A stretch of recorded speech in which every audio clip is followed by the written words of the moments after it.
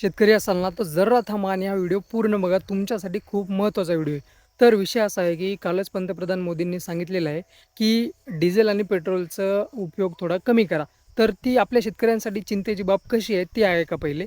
जर पेट्रोल आणि डिझेलच्या किमती वाढल्या तर सध्या आपल्या शेतात जे काही कामं आपल्या ट्रॅक्टरनं वगैरे सुरू आहेत, डिझेलचा फटका बसला त्यांना तर भाव वाढणार आहेत. आणि ते होणार कशामुळे, इतके दिवस मिडल ईस्टचं युद्ध जे थांबलं होतं आणि पुन्हा सुरू होण्याच्या मार्गावर आहे. दुसरी सर्वात महत्त्वाची चिंतेची बाब आपल्या शेतकऱ्यांसाठी ही आहे की त्यांनी हे पण सांगितले शेतकऱ्यांसाठी की केमिकल फर्टिलायझर जे आहेत त्यांचा उपयोग कमी करा. आता ही खूप मोठी चिंता आहे आपल्यासाठी.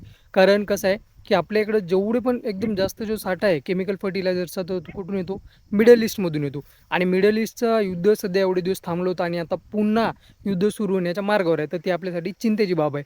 तर मग आता आपण त्यासाठी काय करू शकतो बघा. पहिलेच हे एक निसर्गाचा डिमांड पण आहे की आपण जास्तीत जास्त ऑर्गॅनिक फार्मिंगकडे वळलो पाहिजे, नैसर्गिक शेतीकडे वळलो पाहिजे. आणि आत्ता जशी सिच्युएशन आहे तुम्ही समजू शकता, हा तो टाईम पण आहे की करण्याच्या का बघा खतांचे वगैरे भाव पण वाढणार आहेत. आणि जर भेटायलाच नाही लागले तर उत्पन्न पण कमी होणार आहे. तर मग आता आपण काय करू शकतो, आपल्याला नैसर्गिक शेतीकडे वळावंच लागणार आहे जर सिच्युएशन आली तर. आणि असं पण ते आपल्या मातीसाठी पण फायद्याचं आहे. तर मग आता एखादं पीक आहे तर त्यामध्ये उत्पादन आपण जर केमिकल फर्टिलायझर आपल्याला भेटत नसतील तर त्यामध्ये उत्पादन कसं वाढवू शकतो.